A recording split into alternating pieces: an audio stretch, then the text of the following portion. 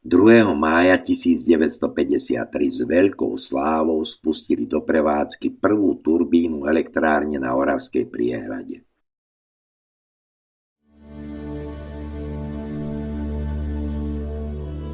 Vody najväčšieho slovenského jazera zaliali 5 obcí: Ústie, Osadu, Oravské Hámre, Ľavkovu a Slanicu, rodisko kodifikátora spisovnej slovenčiny Antona Bernoláka. Nad hladinou vyčnievalo iba návršie s dvojvežovým kostolom povýšenia Svätého Kríža. Vznikol tak dnešný ostrov umenia.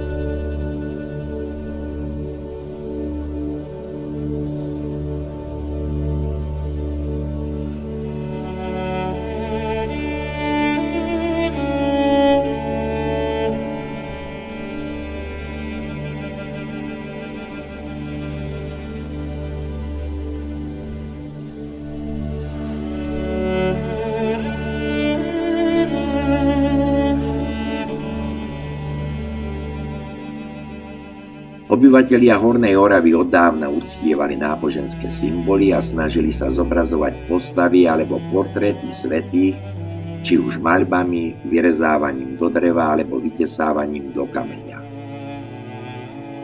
Verili, že to pomôže prispieť k ochrane ich zdravia, životových blízkych, prípadne, že ich skromné diela vloženým úsilím zabránia povodni či požiaru, no zároveň im zabezpečia hojnú úrodu.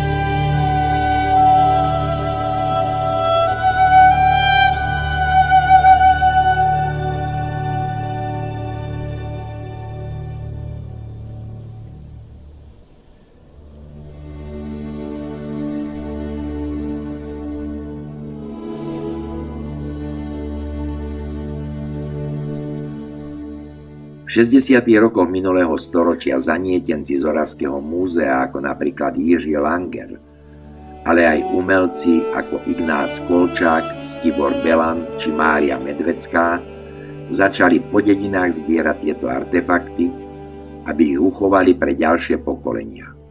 Spoločne usúdili, že miestom, kde by mohli zhromaždiť polychromované plastiky, drevené sošky či maľby na sklo a predstaviť ich kultúrnej verejnosti, je práve Slanický ostrov.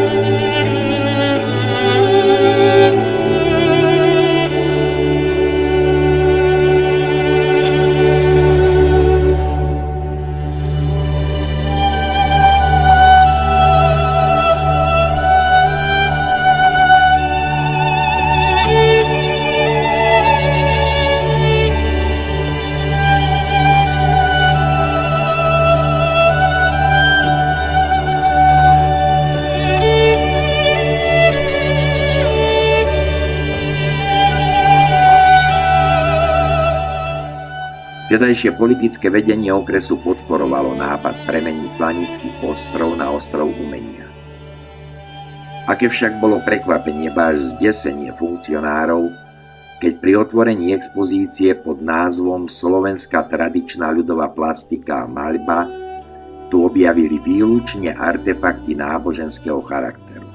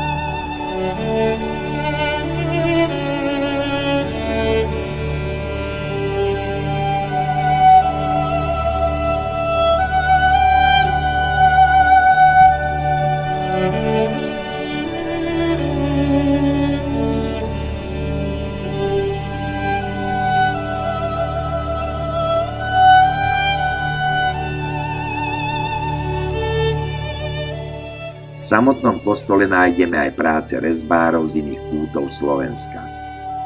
Svoju bohatú zbierku totiž Oravskej galérii ponúkla aj výtvarnička Matilda Čechová. Aj vďaka nej teda ostrov umenia dnes ponúka široký, možno povedať, že takmer ucelený prehľad o tvorbe našich predkov, ľudových umelcov.